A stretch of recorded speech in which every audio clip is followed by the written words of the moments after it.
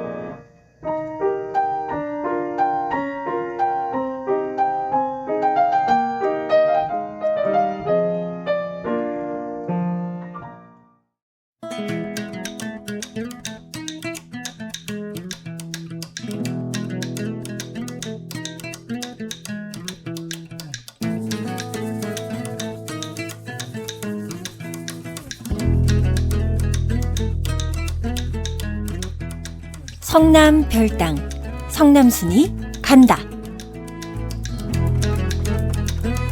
안녕하세요. 성남 별당, 성남순이 간다의 성남순입니다. 성남순이 간다 두 번째 방송입니다. 남순이가 여러분들에게 환경 문제를 이야기하면서 제 일상에도 작은 변화들이 생겼습니다. 먼저 분리수거를 할 때 진심으로 하고 있습니다. 너무 당연하지만 제 자신은 물론이거니와 주변 분들에게도 분리수거를 올바르게 할 수 있도록 이야기를 전하고 있습니다. 또 제가 그 사이에 플로깅도 했는데요. 제 인생 첫 플로깅을 하면서 느꼈던 이야기 오늘 전해드립니다.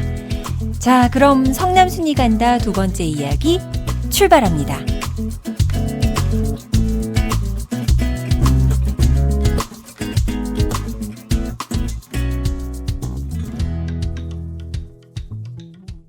네, 제가 인생 첫 플로깅을 했다고 말씀드렸는데요. 플로깅, 이름은 많이 들어보셨죠? 이 플로깅이 쓰레기 줍는 거라는 거는 아실 텐데, 왜 플로깅일까? 혹시 궁금하셨던 분들 계실까 해서 설명을 조금 드리겠습니다. 플로깅은 조깅을 하면서 동시에 쓰레기를 줍는 운동으로 스웨덴에서 시작돼 북유럽을 중심으로 확산이 되었습니다. 이삭을 줍는다는 뜻인 스웨덴어 플로카업과 조깅의 합성어로 플로깅이 완성되었습니다.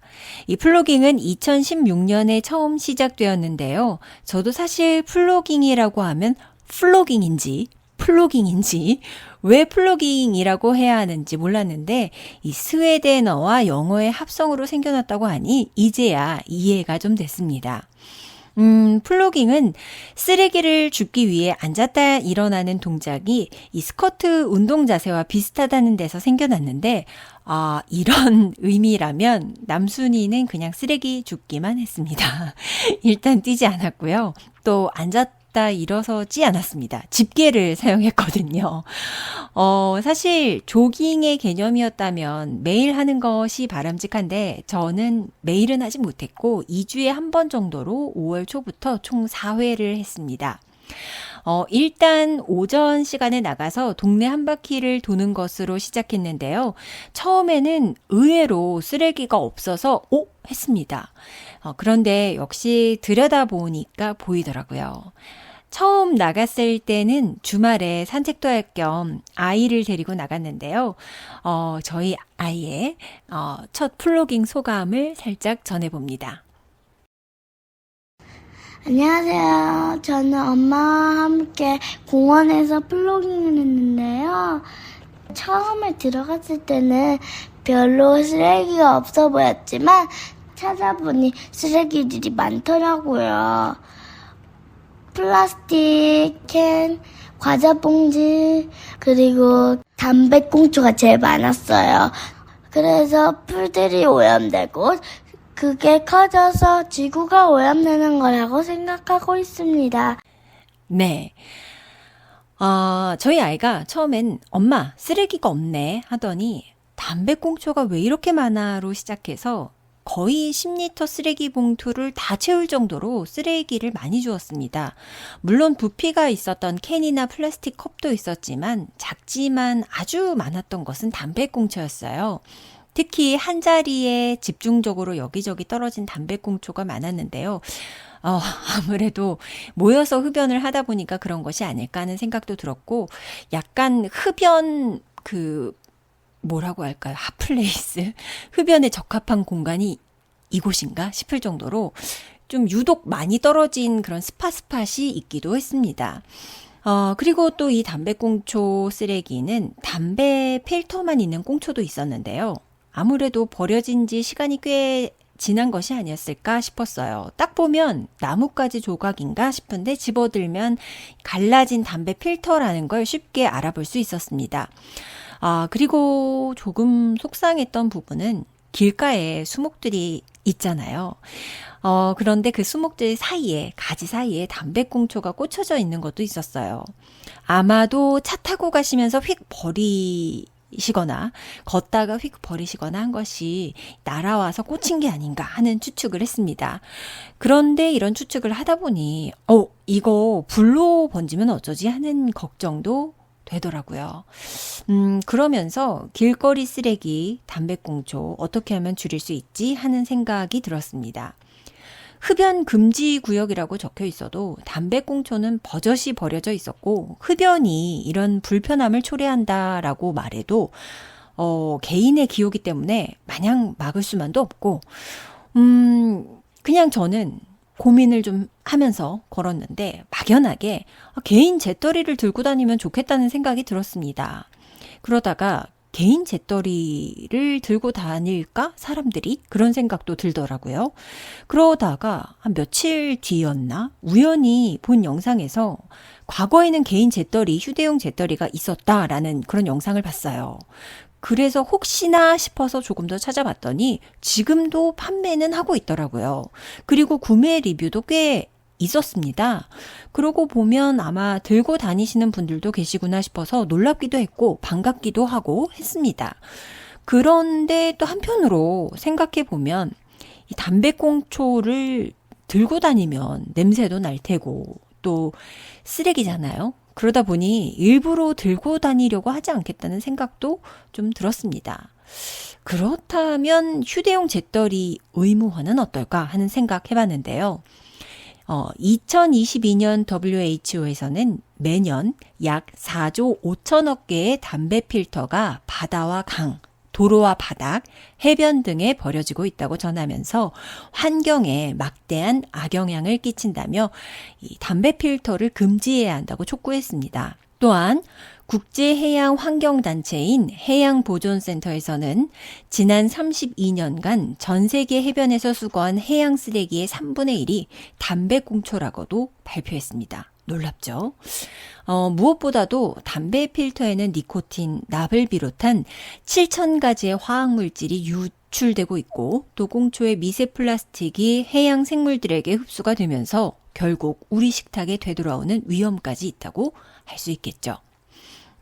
이렇게 담배꽁초가 안고 있는 환경적 문제가 지속적으로 제기되면서 환경단체에서는 제조사 차원에서 대책 마련을 해달라라는 촉구를 하기도 했습니다.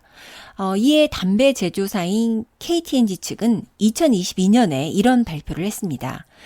친환경 필터 개발, 담배꽁초 무단 투기 방지를 위해 노력하고 있으며 전 세계적으로 사용 중인 담배 필터의 소재, 셀룰로스 아세테이트에 대한 대체 소재가 아직은 없다. 하지만 비플라스틱, 생분해성 소재 발굴과 같은 다각적 검토를 진행 중이다라는 어떻게 보면 비교적 고무적인 대응을 했습니다.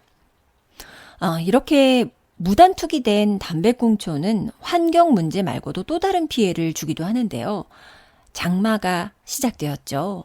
이 무심코 버려진 담배꽁초가 빗물바지에 흘러들어가거나 버려지면 장마철 홍수 피해로까지 번질 수가 있습니다. 제가 이 플로깅 나간 것이 비록 한 4회 정도였지만 그래도 전반적으로 시민의식이 많이 성장했다. 길거리에 확연히 줄어든 쓰레기를 인지할 수 있었고, 또 그럼에도 발견되었던 쓰레기 중에서 담배꽁초의 비중이 가장 컸다라는 것을 느낀 그런 시간이었습니다. 앞으로도 남순이는 꾸준히 플로깅을 해나갈 예정인데요. 버리시는 분이 계시다면 저는 한번 주워보겠습니다. 저의 작은 실천이 어딘가에 닿기를 바라면서 오늘도 성남순이 가겠습니다.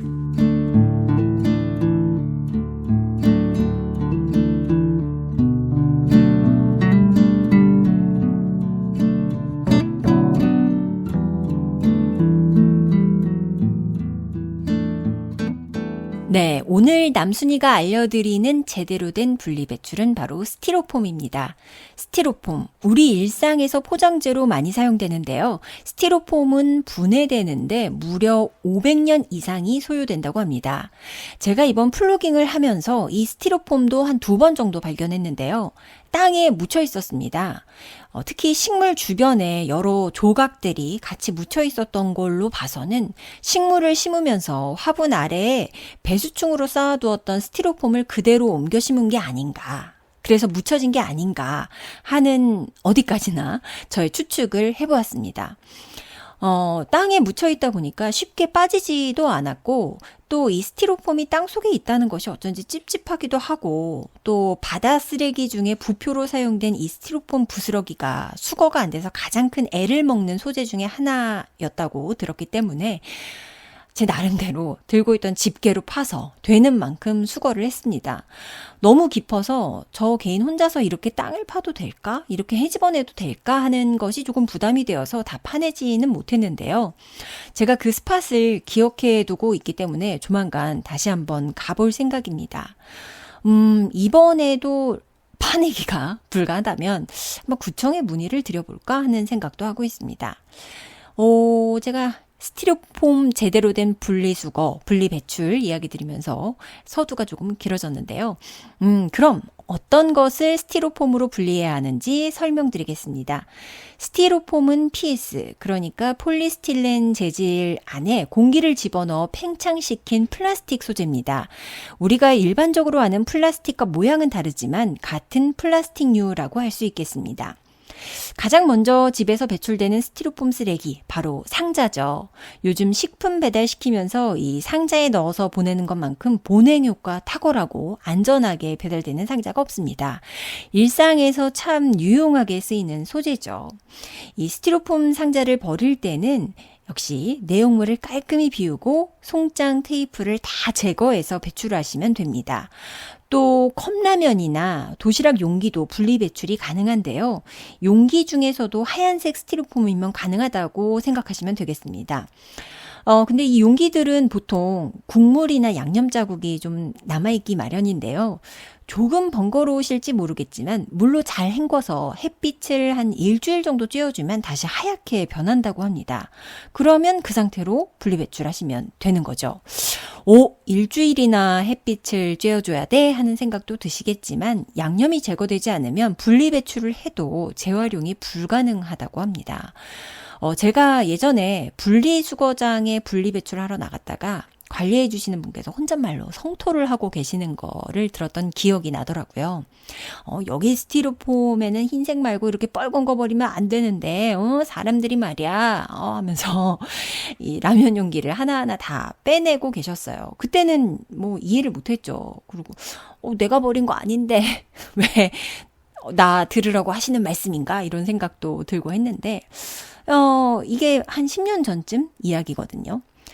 그런데 또 지금은 시민의식도 많이 좋아졌고 또 여러분들이 재활용과 분리배출의 중요성을 알고 계시니까 이런 일이 많이 없을 거라고 생각은 됩니다만 그럼에도 혹시나 벌건 양념 묻은 그대로 버려도 된다고 여기시는 분들 혹시나 계실까봐 이렇게 설명드립니다. 만약에 이렇게 일주일씩이나 귀찮게 어떻게 말려 라고 생각하신다면 저는 컵라면 같은 경우는 다른 용기에 옮겨 담아서 조리해 드시는 것도 추천드립니다. 요즘에는 유리로 된 그런 렉 그런 것들도 나와 있고 또 그냥 그릇 그릇에 국그릇이나 아니면 조금 높은 그런 비빔밥 용기 같은 거에 이렇게 담고 그 위에 접시 얹어둬서 먹기도 하거든요. 저는 개인적으로 혹시 환경 호르몬이 나오지 않을까 하는 생각 때문에 컵라면 먹고 싶을 때는 그렇게 용기에 옮겨 담아서 조리해 먹는데요. 그러면 깔끔하게 스티로폼 그대로 분리배출할 수 있어서 저는 좀 깔끔해서 좋았습니다. 그래서 그런 것을 좀 추천을 드려봅니다. 우리가 조금 번거로울지는 몰라도 우리가 이 땅에서 이 터전에서 잘 살고 우리 후손들에게 이 지구를 물려주려면 그 정도의 수고는 해야 되지 않을까 하는 그런 생각을 했습니다. 그리고 이 스티로폼과 혼동하기 쉬운 생활용품도 설명을 드리겠습니다. 저도 가장 착각 많이 해오던 건데요. 바로 과일 포장지입니다. 아시죠? 이렇게 구멍 숭숭 뚫린 사과, 배, 메론, 뭐 요즘은 복숭아철인데 복숭아도 이 포장지로 쌓여져서 판매가 되고 있는데요. 이 과일 포장지는 언뜻 보면 스티로폼이지만 PE 재질이기 때문에 스티로폼으로 분리해서는 안 된다고 합니다. 그 PS 소재와 PE 소재의 그 녹는 점이 다르기 때문에 이게 섞여 있으면 그거 전체가 다 이렇게 구분하지 않으면 재활용이 불가능하다고 하니까요. 그냥 이 과일 포장지는 그대로 소각 쓰레기로 분리해서 버리시면 될 것 같습니다. 그리고 운동용품으로 많이 사용되는 폼롤러. PPA 소재이지만 PP 소재이면서도 또 여러 가지 다양한 소재가 섞여져서 만들어졌기 때문에 이건 역시 일반 쓰레기, 소각 쓰레기로 배출하는 것이 맞다고 합니다. 이야기를 드리다 보니 실천 가능한 쉬운 분리 배출일까에 대해서 고민을 좀 하게 됐어요. 방송 들으시는 분들께서 이런 제대로 된 분리 배출을 하시는 그날까지 저는 매일 이것들을 잘 실천해 보려고 합니다. 저 하나부터 잘 실천해 보고 노력해 본다면 언젠가 저의 마음이 그리고 저의 실천이 어딘가에 닿겠죠. 화성으로 우리 도망갈 생각만 하지 말고 지구의 수명을 하루라도 더 늘리는 그날까지 저 성남순이 가보겠습니다.